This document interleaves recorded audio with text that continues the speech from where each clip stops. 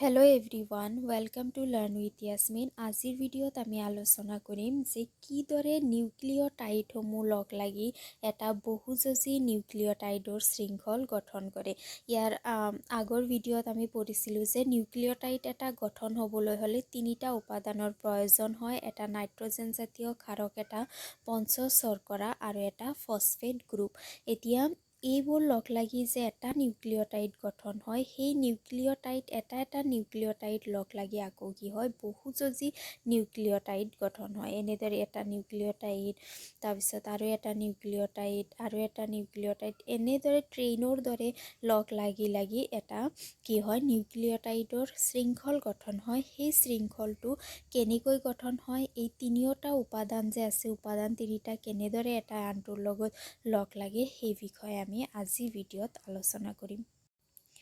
প্ৰথমতে আমি চাওঁ ইয়াতে যে যিবোৰ নিউক্লিঅ'টাইডৰ উপাদান আছে, উপাদানসমূহ এটাই আনটোৰ সৈতে কেনেদৰে লগ লাগে। পোনপ্ৰথমতে কি হ'ব, ইয়াতে যিটো নাইট্ৰজেন জাতীয় ক্ষাৰক আছে, নাইট্ৰজেন বেছ আছে, সেইটো লগ লাগিব গৈ পেলাই পঞ্চশৰ্কৰাৰ সৈতে, পেণ্টছ চুগাৰ পঞ্চশৰ্কৰাৰ সৈতে লগ লাগিব কিহৰ সহায়ত, এন গ্লাইক'ছাইড বান্ধনিৰ সহায়ত, বান্ধনিৰ সহায়ত এইটো উপাদান আৰু এইটো উপাদান এটাই আনটোৰ সৈতে লগ লাগিব। কেনেদৰে লগ লাগিব সেইটো চোৱা। ইয়াতে হৈছে NH2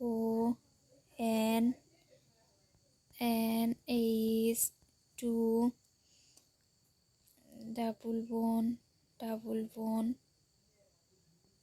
বন। এইটো কি হয়, এইটো হৈছে এটা পাইৰমিডাইন। পাইৰমিডাইন কি হয় তোমালোকে ভালদৰে জানা যে ইয়াতে কি আছে, ছিংগেল ৰিং আছে। যদি ইয়াতে ডাবল ৰিং থাকিলেহেঁতেন, দুটা ৰিং যদি থাকিলেহেঁতেন, তেতিয়াহ'লে এইটো হ'লহেঁতেন পিউৰিন। যিহেতু ছিংগেল আছে তাৰ মানে এইটো পাইৰমিডাইন। আৰু পাইৰমিডাইনটো কি হয়, এটা ক্ষাৰ হয়, এটা ক্ষাৰক হয়নে। এইটো যিটো ক্ষাৰক আছে, নাইট্ৰজেন জাতীয় ক্ষাৰক আছে, এইটো লগ লাগিব এটা কিহৰ সৈতে, পঞ্চশৰ্কৰাৰ সৈতে। ইয়াতে এটা পঞ্চশৰ্কৰা ড্ৰ কৰা।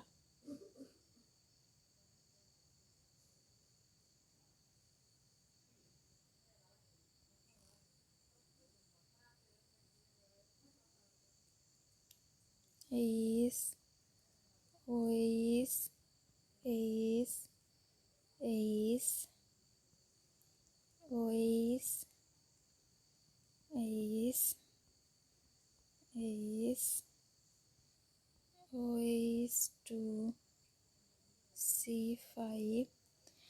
এইটো কি হয়, এইটো হৈছে কি এটা ৰাইবছ শৰ্কৰা, তাৰমানে এইটো হৈছে এটা পঞ্চশৰ্কৰা।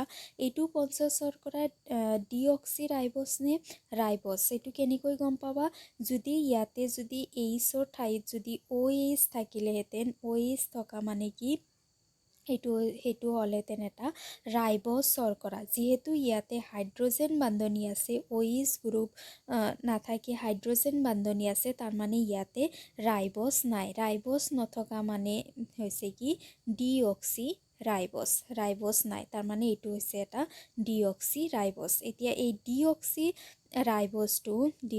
ৰাইবছ মানে পঞ্চশৰ্কৰা, এই শৰ্কৰাটো ক্ষাৰকৰ সৈতে কিদৰে লগ লাগে, এটা এন গ্লাইক'ছাইড বান্ধনিৰ দ্বাৰা লগ লাগে।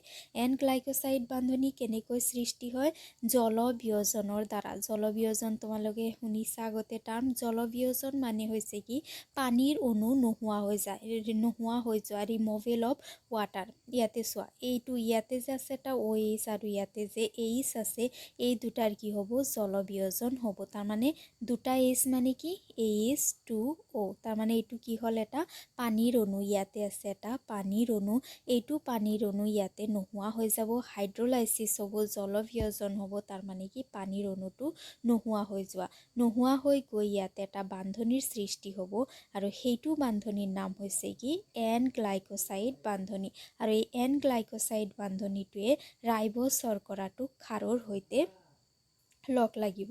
বুজি পালানে, যেতিয়া দুটা উপাদান লগ লাগে, নাইট্ৰজেন জাতীয় ক্ষাৰক আৰু পঞ্চশৰ্কৰা দুটা উপাদান যেতিয়া লগ লাগে, তেতিয়া এটা নিউক্লিঅ'ছাইডৰ সৃষ্টি হয়। নিউক্লিঅ'চাইড, কিন্তু আমি কিহৰ গঠন কৰি আছোঁ? নিউক্লিঅ'টাইডৰ। দুটা লগ লাগিছে, এইটো এটা কি হয়? এইটো গোটেইখিনি এটা কি হয়? নিউক্লিঅ'চাইড। এতিয়া আমি চাওঁ নিউক্লিঅ'টাইড কেনেদৰে গঠন হয়। এতিয়া ৰৈ যোৱা যিটো উপাদান আছে, এইটো উপাদানৰ নাম কি? সেইটো উপাদান হৈছে কি? Phosphate group. যিটো ফছফেট গ্ৰুপ আছে সেইটো লগ লাগিব যিটো 5' আছে নিউক্লিঅ'চাইডত, সেই 5'ত লগ লাগিব এটা ফছফ'ইষ্টাৰ বান্ধনিৰ দ্বাৰা লগ লাগি এটা নিউক্লিঅ'টাইড গঠন কৰিব। তাৰমানে যিটো ফছফেট গ্ৰুপ উপাদান আছে সেইটো 5' এইটো চোৱা, এইটো হৈছে কি? এটা 5' এতিয়া 5' কেনেকৈ আহে? তোমালোকে কেমেষ্ট্ৰিত পাইছা যে যিবোৰ কাৰ্বন থাকে, কাৰ্বনবোৰক নাম্বাৰিং কৰা হয়। এইটো হৈছে ইয়াতে এটা কাৰ্বন আছে, তাৰমানে এইটো হৈছে কি? 1', 2', 3', 4' আৰু এইটো হৈছে কি? 5'। এনেদৰে নাম্বাৰৰ ওপৰত যদি এনেকুৱা থাকে তাৰমানে এইটো কি কোৱা হ'ব? প্ৰাইম বুলি কোৱা হ'ব। এতিয়া এইটো যিটো 5' আছে, 5' OH গ্ৰুপ যে আছে, এইখিনি ঠাইত কি লগ লাগিব? যিটো ফছফেট গ্ৰুপ আছে সেইটো লগ লাগিব। আৰু ইয়াতে বান্ধনি এন গ্লাইক'চাইড নহয়, বান্ধনি হৈছে কি? ফছফ'ইষ্টাৰ বান্ধনি। ফছফেট গ্ৰুপটো কেনেকুৱা হয়? PO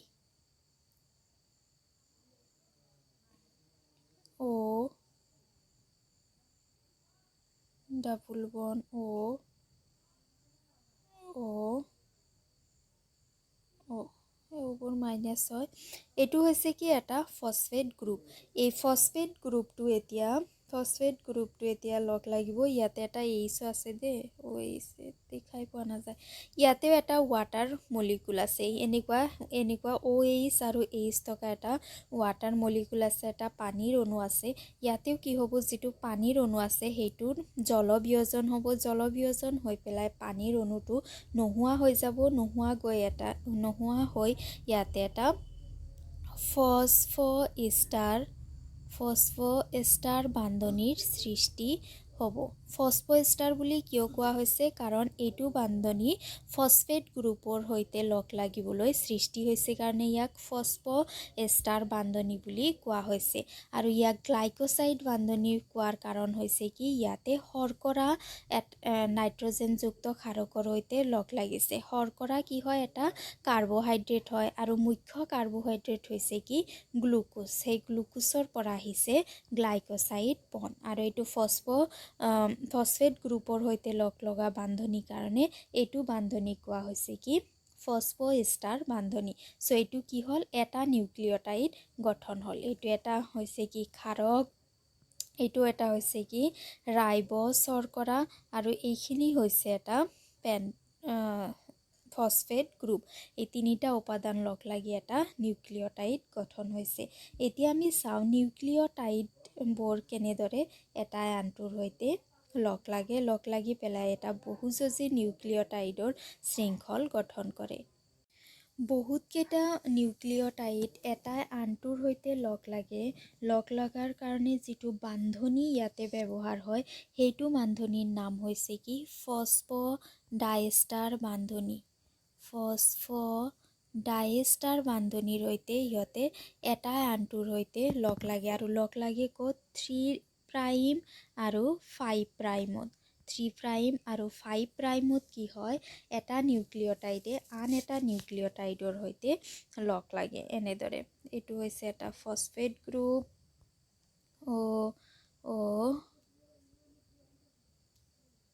C5'। এইটো হৈছে এটা শৰ্কৰা,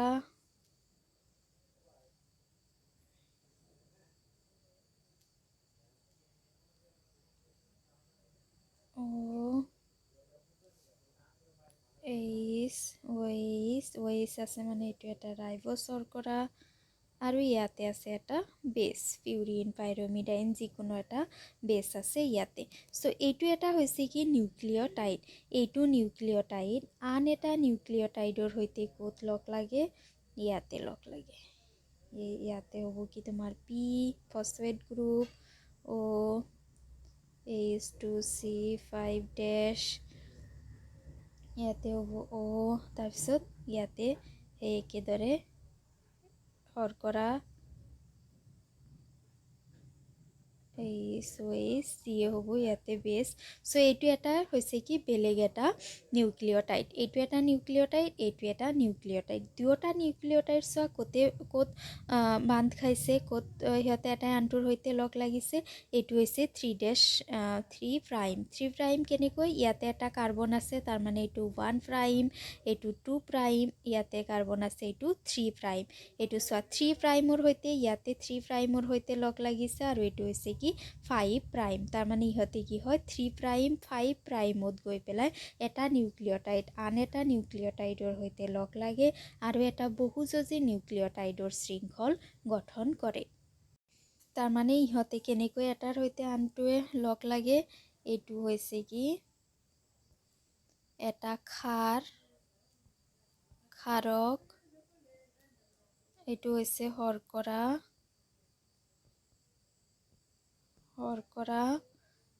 ইয়াতে আছে ফসফেট,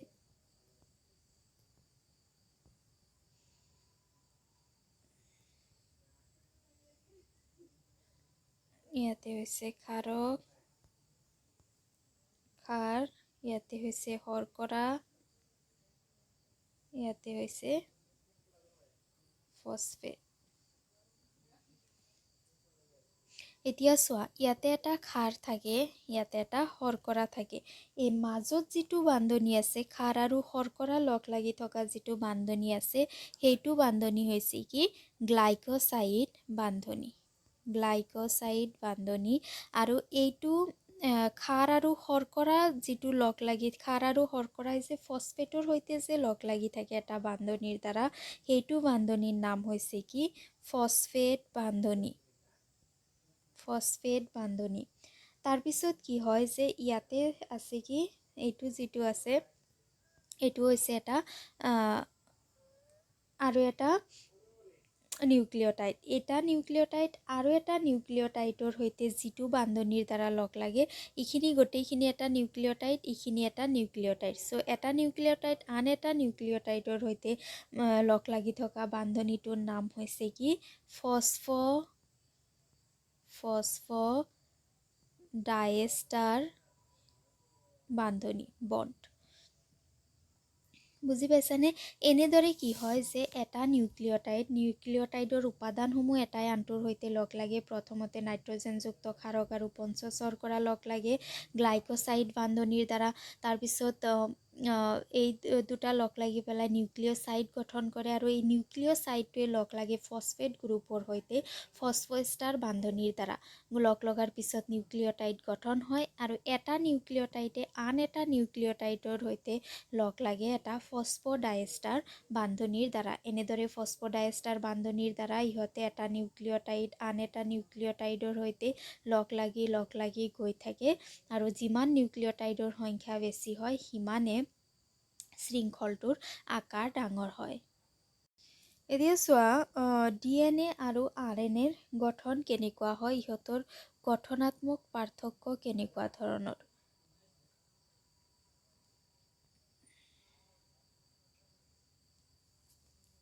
চ' এইটো হৈছে কি এটা RNA, আৰু এইটো হৈছে কি DNA। এইটো যে ফিতাটো যে আছে সেইটো RNAৰ ক্ষেত্ৰত এটা থাকে আৰু DNAৰ ক্ষেত্ৰত দুটা থাকে, যাৰ কাৰণে DNA কি কোৱা হয় দ্বিসৰ্পিল বুলি কোৱা হয়। তাৰমানে ইয়াতে দুটা ষ্ট্ৰাকচাৰ এটাই আনটোৰ সৈতে পাক খাই আছে, এটাই আনটোৰ সৈতে লগ লাগি আছে, যাৰ কাৰণে ইয়াক কি কোৱা হয় দ্বিসৰ্পিল বুলি কোৱা হয়। এতিয়া এইটো যে ফিতাটো যে আছে মেইন বস্তু যাৰ ওপৰত বাকী ক্ষাৰকসমূহ যে থাকিব, এইটো গঠন হয় কিহৰ দ্বাৰা, এইটো গঠন হয় শৰ্কৰা আৰু ফসফেটৰ দ্বাৰা। এইবোৰ হৈছে কি এইবোৰ হৈছে কি শৰ্কৰা প্লাছ ফসফেট। শৰ্কৰা আৰু ফসফেটে কি কৰে DNA আৰু RNAৰ মেৰুদণ্ড গঠন কৰে, বেকবন গঠন কৰে। আগতেও পাইছিলা যে DNA আৰু RNAৰ যিটো মেৰুদণ্ড, যিটো বেকবন, সেইটো গঠন হয় শৰ্কৰা আৰু ফসফেটৰ দ্বাৰা। এতিয়া কি হয় DNA আৰু RNA সমূহত এনেকুৱা কিছুমান তোমালোকে জখলা দেখিছা নহয়, জখলাত যেনেকুৱা লাঠি থাকে তেনেকুৱা ধৰণৰ লাঠি থকা দেখিবলৈ পোৱা যায়। পুৰা গোটেই DNA RNA তেনেকুৱা থাকিব, তাৰপিছত DNAটো এনেকুৱা থাকিব, এনেকুৱা ধৰণৰ গঠন দেখিবলৈ পোৱা যায়। এইটো যে মাজৰ যিটো বস্তু তোমালোকে দেখিছা যেনেকুৱা জখলাৰ মাজে মাজে যে এনেকুৱা যে থাকে, ইয়াতে যে ঠিক তেনেদৰে দেখিবলৈ পাইছা DNA RNA, এইবোৰ হৈছে কি হাইড্ৰজেন বান্ধনি। এইটো হৈছে কি এটা হাইড্ৰজেন বান্ধনি, এইটো হৈছে কি এটা হাইড্ৰজেন বান্ধনি। ইয়াৰ ওপৰত কি থাকিব, যিবোৰ নাইট্ৰজেন জাতীয় ক্ষাৰক যিবোৰ আছে সেইবোৰ থাকিব এই বান্ধনিসমূহৰ ওপৰত। এতিয়া RNAৰ ক্ষেত্ৰত নাইট্ৰজেন জাতীয় ক্ষাৰক কি কি আছে? RNAৰ ক্ষেত্ৰত আছে চাইটোচিন,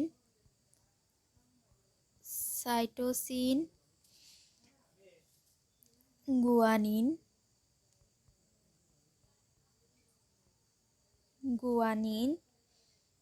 এডিনিন,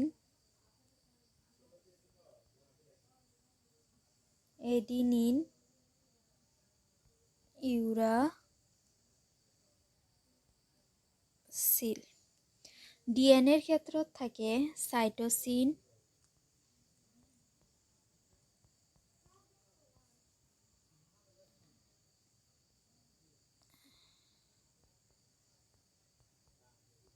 গুৱানিন,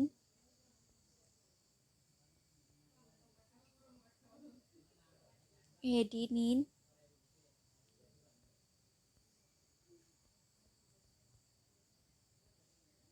থাইমিন। চ' এইকেইটা নাইট্ৰজেন জাতীয় ক্ষাৰক থাকে RNAত আৰু এইকেইটা থাকে DNAত। পাৰ্থক্য হৈছে কি RNAত ইউৰাচিল থাকে আৰু DNAত ইউৰাচিলৰ ঠাইত থাইমিন থকা দেখিবলৈ পোৱা যায়। DNA হৈছে দ্বিসৰ্পিল আৰু RNA হৈছে একসৰ্পিল। এতিয়া চাইটোচিনক চিৰে বুজোৱা হয়, গুৱানিনক জিৰে বুজোৱা হয়, এডিনিনক এৰে বুজোৱা হয়, থাইমিনক টি আৰু ইউৰাচিলক ইউৰে বুজোৱা হয়।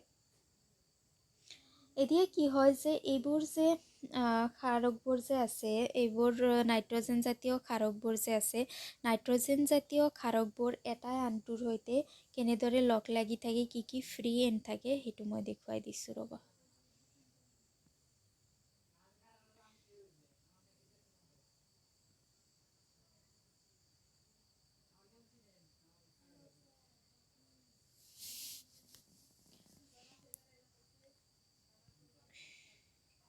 এইটো ষ্ট্ৰাকচাৰত চোৱা যে সদায় কি হয়, ছাপ'জ এইটো এটা সৰ্পিল, আমি যে ফিটা যে চাইছিলোঁ, এনেকুৱা ধৰণৰ যে ফিটা যে চাইছিলোঁ, তাৰে এইটো এটা ফিটা, এইটো এটা ফিটা হয়।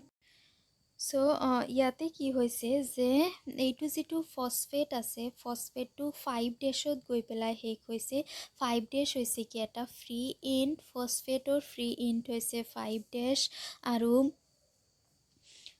OH গ্ৰুপ য'ত শেষ হৈছে সেইটো হৈছে কি 3 ডেছ, সেইটো হৈছে 3 ডেছ OH গ্ৰুপ।